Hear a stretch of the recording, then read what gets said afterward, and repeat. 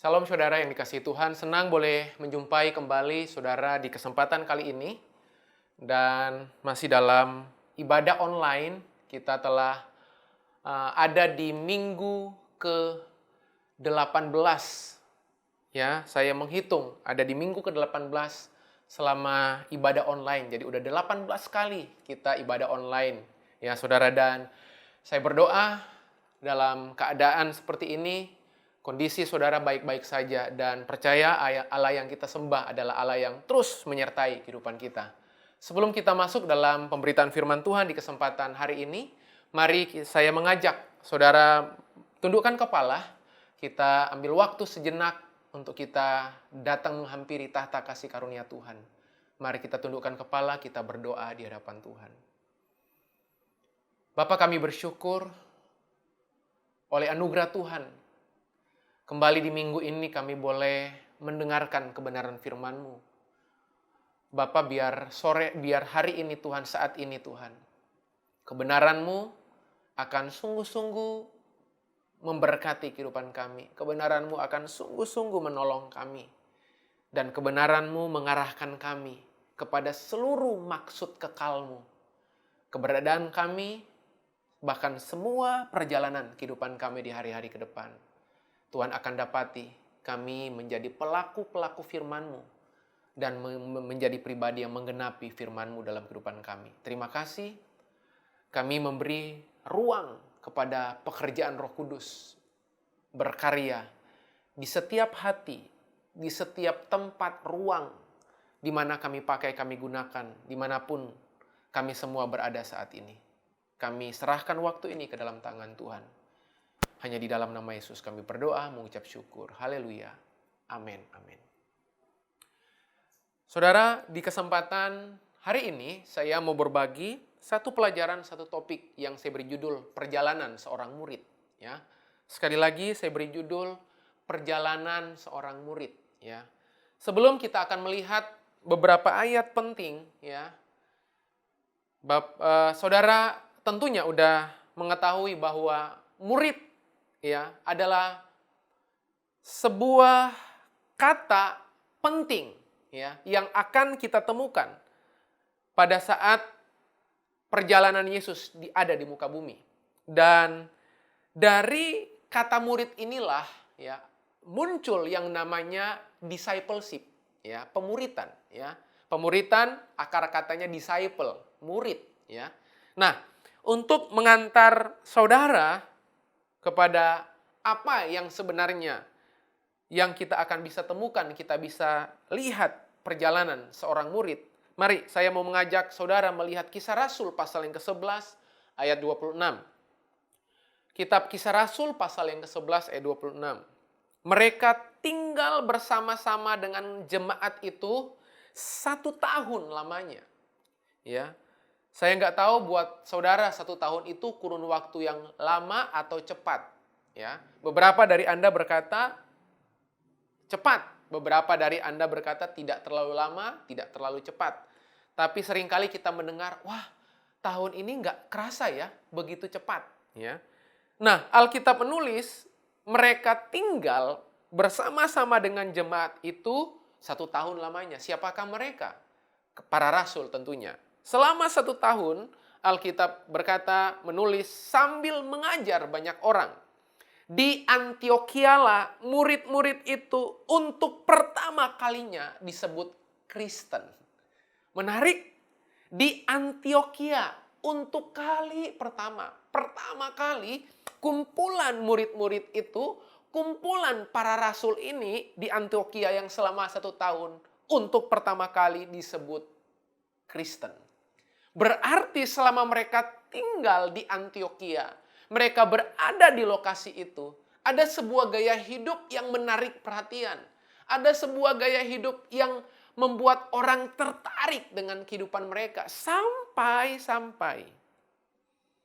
mereka disebut Kristen. Tapi sebenarnya itu adalah kalimat-kalimat hujatan pada masa itu, saudaraku. Nah, kata Kristen di situ itu diambil dari akar kata Kristos yang artinya mirip Kristus. Jadi sebenarnya kalau kita berkata saya Kristen, itu sama halnya saya lagi berkata saya itu adalah mirip Kristus, kepanjangan Kristus. Nah, dalam perjalanan menjadi seorang murid dan kita adalah murid Kristus, ada beberapa tahapan-tahapan yang kita harus kenali, ada beberapa kondisi-kondisi yang menyebabkan seringkali ujian-ujian persoalan kemuritan, ya, menjadi seorang murid itu mengalami banyak hal-hal yang mungkin bisa jadi membuat kita mempertanyakan, apakah saya bisa menjalani apa enggak? Nah, dari sekian banyak perjalanan yang Yesus tunjukkan selama dia masih dan dia hidup di muka bumi, saudaraku, kita akan lihat ada beberapa penghalang, ya. Sampai kemudian orang itu gagal menjadi murid sejatinya Kristus. Ya, mari kita lihat ya satu perikop dan kita akan temukan beberapa hal. Ya, Yohanes pasal yang ke-6. Kita akan lihat Yohanes pasal yang ke-6.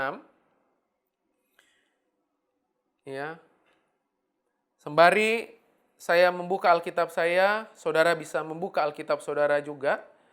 Ya. Yohanes pasal 6 ayat 60 sampai ayat yang ke-66. Oke. Yohanes pasal yang ke-6 ayat 60 sampai 66. Ya. Saya baca titlenya, perikopnya, murid-murid yang mengundurkan diri di Galilea. Oke. Perhatikan dengan baik, murid-murid yang mengundurkan diri di Galilea. Berarti ada tipikal murid yang mengundurkan diri. Nah, perhatikan, ini sebagai warning, sebagai peringatan, kita akan melihat ada beberapa tanda utama ya yang menyebabkan kita bisa saja menjadi murid-murid yang mengundurkan diri di Galilea. Dan kita akan simak dan saya berdoa ya, kebenaran ini ya, warning ini, peringatan ini untuk membuat kita kembali merenung, ya, untuk membuat kita kembali sadar bahwa perjalanan seorang murid itu ada ujiannya, perjalanan seorang murid itu ada tesnya, perjalanan seorang murid itu ada proses-proses yang harus dijalaninya. Nah, kita akan lihat, saudaraku, Yohanes pasal yang ke-6, ya. Saya mau bacakan dulu ayat penutupnya, ya. Ayat pembuka. Title pembuka murid-murid yang mengundurkan diri di Galilea.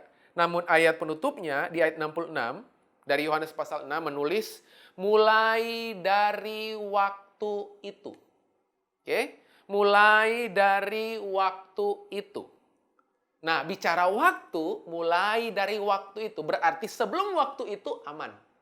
Bisa jadi ya. Sebelum dari waktu itu mereka masih ikut Yesus.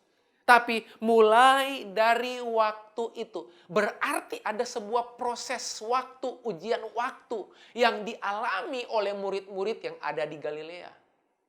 Tentunya bukan ke-12 murid, ya. Murid-murid yang lain tentunya, ya. Mulai dari waktu itu banyak murid-muridnya mengundurkan diri dan tidak lagi mengikut Yesus. Saya ulang. Mulai dari waktu itu nggak ditulis banyak simpatisan mengundurkan diri. Wajar simpatisan mengundurkan diri. Mulai dari waktu itu banyak fansnya Yesus mengundurkan diri. Wajar. Ya. Ya. Wajar kalau simpatisan dan fans mengundurkan diri. Wajar. Karena mereka nggak terikat oleh sebuah komitmen. Tapi menarik di sini dikatakan banyak. Banyak. Nggak tahu berapa banyak, tapi Alkitab bilang banyak. Berarti memang banyak. Murid-muridnya mengundurkan diri dan tidak lagi mengikut dia. Nah, persoalannya, pertanyaannya hari ini, apa penyebab orang itu mundur? Ya, apa penyebab kita tidak lagi mengikut Yesus? Nah, kita akan lihat satu persatu dengan cepat. Ya, ayat 60. Ya, saya berdoa, ya. Poin demi poin ini akan membuat kita merenung, membuat kita berpikir, membuat kita merefleksikan ya Hal apa yang kita mesti benahi? Hal apa yang mesti kita perhatikan dalam kehidupan kita sebagai seorang murid yang menjalani proses? Ya, ayat yang ke-60. Sesudah mendengar semuanya itu. Wow. Sesudah mendengar semuanya itu, pertanyaannya semua itu yang mana semua itu? Tentunya ayat 59 naik ke atas, ya. Saya nggak akan membahas itu, nanti saudara bisa membacanya. Sesudah mendengar semuanya itu, banyak dari murid-murid Yesus yang berkata. Berarti banyak yang di ayat 66 itu sama dengan banyak yang di ayat di 60. Sama. Banyak murid-murid itu sama banyak yang di 60 itu sama. Banyak dari murid-murid Yesus yang berkata, perkataan ini keras, siapakah yang sanggup mendengarkannya? Yang pertama, berhati-hatilah. Ya, Anda akan masuk di bilangan murid yang mengundurkan diri kalau Anda nggak siap terima teguran. Saya ulang, ya. Anda akan masuk pada golongan kelompok murid-murid yang bakal mengundurkan diri. Kalau Anda nggak punya kesiapan hati untuk ditegur oleh pemimpin, kesiapan hati untuk ditegur Bapak Rohani, kesiapan hati untuk diarahkan, kesiapan hati untuk dibimbing, dan Anda punya kebiasaan hanya mau mendengar apa yang Anda ingin dengar. Itu yang menyebabkan persoalan ini kemudian berujung pada mereka tinggalkan Yesus. Saya berharap ini menjadi sebuah peringatan buat kita, saudaraku. Mereka berkata perkataan ini keras. Siapakah yang sanggup mendengarkannya? Sebenarnya kalau Anda punya hati murid, Anda siap diajar, Anda siap dilatih, Anda siap belajar. Harusnya sekeras apapun perkataan, kalau itu datang dari firman, datang dari Yesus. Mari kita buka hati untuk siap diajar, siap dididik, siap dilatih, siap dinasihati, siap ditegur, saudaraku. Jangan punya mentalitas, maaf, kita hanya mau mendengar apa yang pingin kita dengar. Nah, perhatikan dengan baik hal-hal ini, saudaraku. Sebab sekali lagi ini akan sangat-sangat amat berbahaya buat kehidupan kita. Pada saat kita udah nggak mau ditegur, pada saat kita udah nggak mau dinasehati, pada saat kemudian sikap hati kita bukan lagi punya hati sebagai seorang murid, sebagai seorang anak dalam proses pembapaan, dalam proses pemuritan. Sebenarnya itu tanda utama Anda besar kemungkinan seperti murid-murid yang ada di Galilea. Mereka mengundurkan diri. Yang pertama, apa tanda utama? Profil murid yang mengundurkan diri. Ya, yang punya kans mengundurkan diri. Sekali lagi yang pertama, tidak siap ditegur. Ya. Mereka mendengar perkataan, mereka mendengar pengajaran Yesus, mereka berkata, ini perkataan yang sangat keras. Tahukah saudara, kalau saudara punya kerinduan untuk dididik, diajar, dilatih, saudara selalu punya sikap hati yang benar menerima masukan apapun. Sekalipun itu keras, keras tidaknya itu bergantung pada sikap hatimu. Ya. Mau tegur dengan lembut sekalipun, kalau sikap hatimu itu udah salah, Anda akan selalu berpikir keras.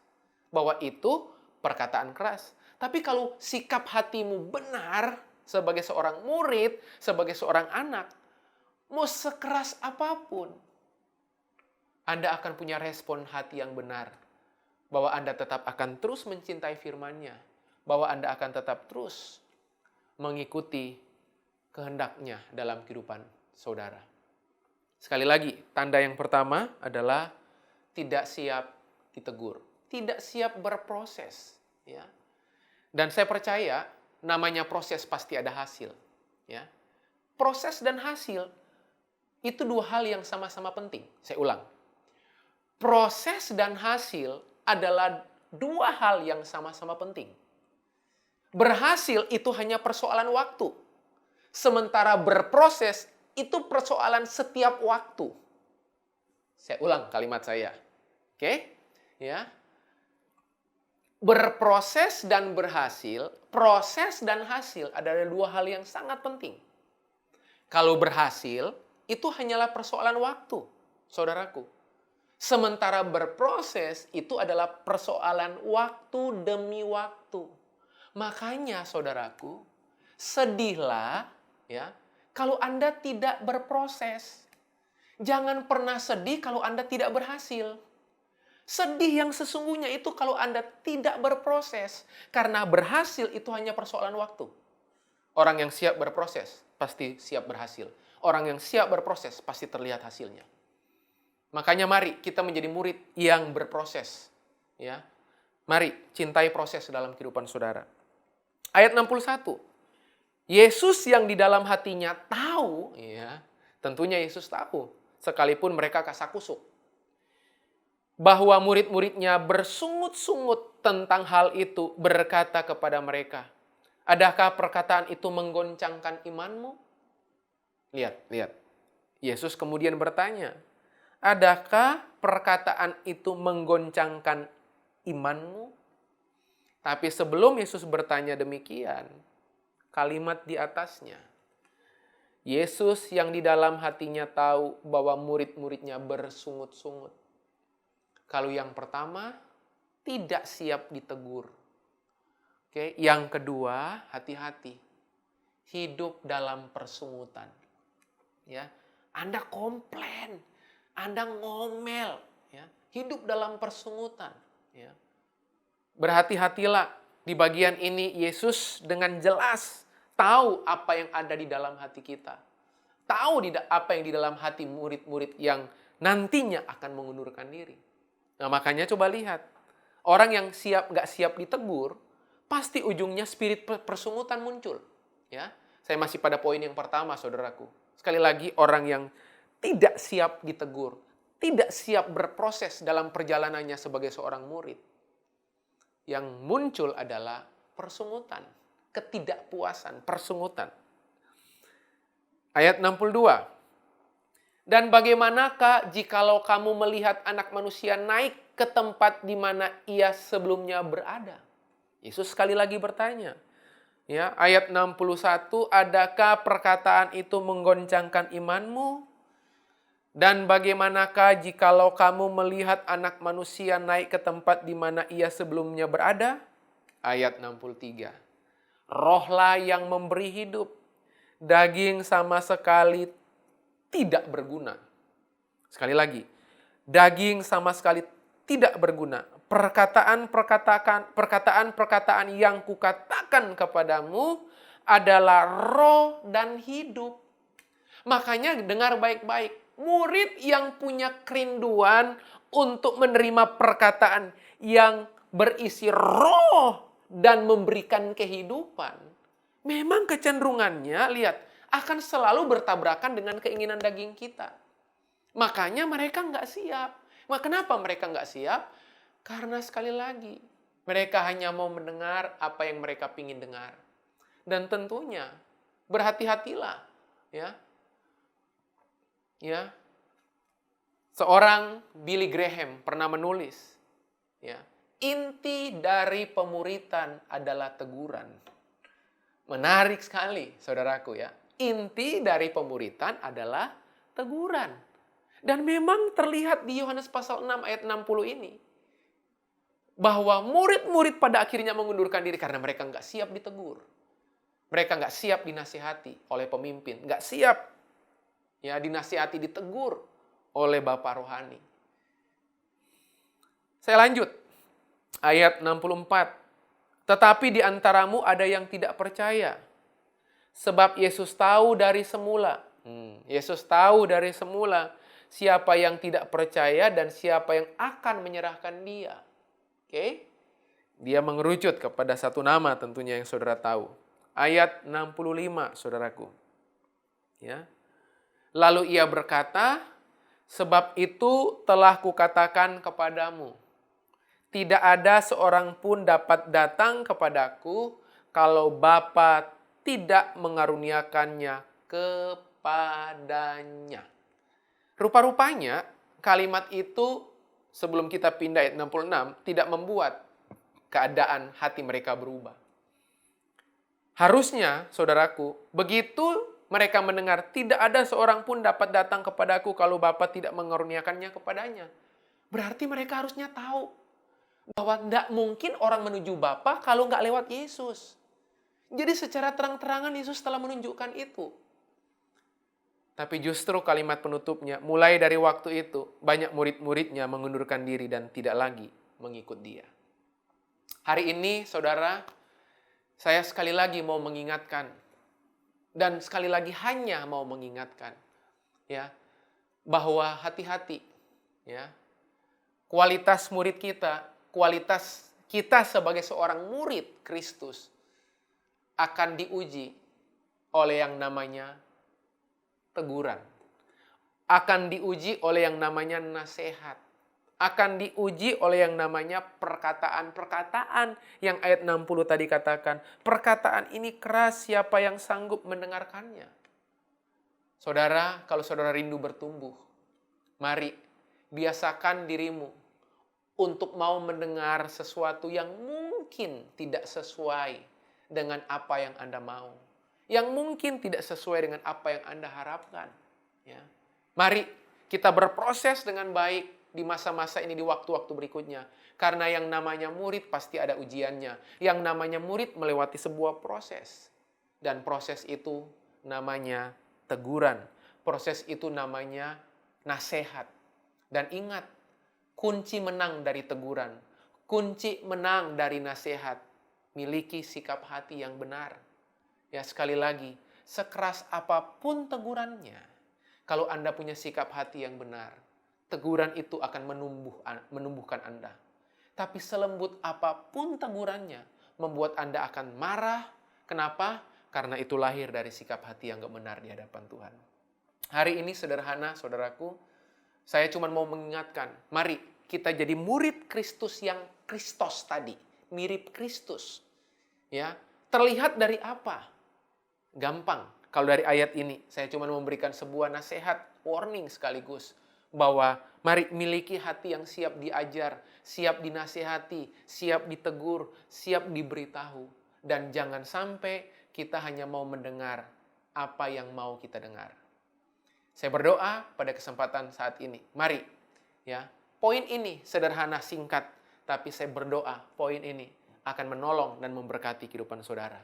Nah, saya mau tutup ayat 67 dan 68. Ya. Ya. Ayat 67 dan 68. Ya, saya akan bacakan sampai ayat 69, ya. Ayat 67 sampai 69. Pengakuan Petrus ayat 67. Begitu ayat 66 banyak orang meninggalkan Yesus, banyak murid. Ya, maksud saya banyak murid meninggalkan Yesus. Ayat 67. Maka kata Yesus kepada ke-12 muridnya. Berarti yang meninggalkan Yesus itu bukan 12 murid. Karena 12 murid masih bersama-sama dengan dia. Maka kata Yesus kepada ke-12 muridnya, apakah kamu tidak mau pergi juga? Coba. Kalimat ini kira-kira kesan yang Anda terima, Anda rasakan, apakah bernada ancaman? Enggak. Enggak. Justru ini sebuah pertanyaan yang Yesus ajukan supaya muridnya memutuskan, memikirkannya, melihat kejadian yang terjadi. Dan hebatnya, menariknya, Yesus nggak berupaya untuk bilang, jangan pergi, kamu jangan pergi ya, enggak. Ya, apakah kamu tidak mau pergi juga? Dengan kebesaran hati, Yesus sebagai seorang pemimpin, dia malah tanya, kalian nggak mau pergi juga? Ya, dia bertanya kepada 12 muridnya, memberikan sebuah pilihan, ya, kepada ke-12 muridnya. Ayat 68, jawab Simon Petrus kepadanya, Tuhan, kepada siapakah kami akan pergi? Coba. Saudara perhatikan, Tuhan, emang kepada siapa kita akan pergi? Itu Petrus nggak bilang, Tuhan, dengan siapa kita akan pergi? Bukan. Tetapi kepada siapa kami akan pergi? Artinya, bukan dengan siapa, tapi kepada siapa. Kalau dengan siapa itu berbeda dengan kepada siapa. Kepada siapa itu berarti rujukan seseorang. Dirujuk kepada seseorang. Oke? Kepada siapa kami akan pergi? Artinya yang lain, kepada siapa kami akan datang untuk pergi gitu ya. Nah, perhatikan perkataan Petrus. Perkataanmu adalah perkataan hidup yang kekal. Ayat 69, ayat yang terakhir. Dan kami telah percaya dan tahu bahwa engkau adalah yang kudus dari Allah. Perhatikan yang terakhir, ingat yang kedua. 2 poin saja hari ini. Yang terakhir yang kedua. Mari, supaya kita tidak seperti murid-murid yang ada di Galilea. Kalau yang pertama, siap menerima nasihat, siap ditegur, siap dinasihati. Yang kedua, mari fokus. Oke? Kita fokus kepada Kristus. Oke, coba belajar untuk fokus seluruh kehidupan kita, arahkan pandangan kita hanya kepada Kristus. Dan di ayat ini, Petrus dengan jelas berkata, perkataanmu itu perkataan hidup yang kekal, dan kami telah percaya dan tahu bahwa engkau adalah yang kudus dari Allah. Jadi, Kristus satu-satunya pusat. Ya, Kristus satu-satunya pusat perhatian yang harus di-follow oleh ke-12 muridnya. Saya berdoa hari ini, 2 poin ini akan mengantar saudara untuk berpikir kembali. Supaya kita nggak jadi sama seperti murid-murid yang ada di Galilea. Doa saya, kemuritan kita menjadi seorang murid. Melewati sebuah proses yang panjang, kita kedapatan bertahan sampai pada akhirnya. Ya, kita benar-benar menjadi murid yang sejati. Murid yang kemudian memberi dampak gaya hidup yang kemudian boleh memberkati setiap kehidupan orang lain. God bless you all. Tuhan Yesus memberkati saudara. Kita berdoa di hadapan Tuhan. Bapa, kami bersyukur buat kesempatan di hari ini kami boleh menerima firman-Mu. Tuhan, terima kasih buat kebenaran firman-Mu yang sudah kami terima, kami dengar hari ini. Mengingatkan kami kembali, menegur kami, menasihati kami Tuhan. Kami nggak mau Tuhan seperti murid-murid yang ada di Galilea. Meninggalkan proses perjalanan ikut Engkau.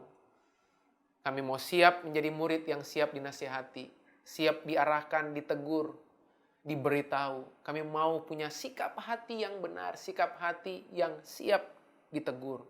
Karena kami tahu waktu kami siap ditegur, kami akan bertumbuh Tuhan. Terima kasih dan ajar kami untuk fokus kepada Kristus yang jadi satu-satunya pusat kehidupan kami. Terima kasih, meteraikan firman-Mu bahwa kami masuk dalam seluruh pengenapan janji-Mu dalam kehidupan kami. Jagai, pelihara kami Tuhan. Terima kasih Bapa, terima kasih. Hamba-Mu selesai, Roh Kudus Engkau yang terus bekerja, menginterpretasikan dengan lebih lengkap kebenaran yang barusan kami terima. Terima kasih Bapa. Hanya di dalam nama Yesus, nama yang berkuasa, kami berdoa mengucap syukur. Bersama berkata, amin. Amin. Tuhan Yesus memberkati saudara.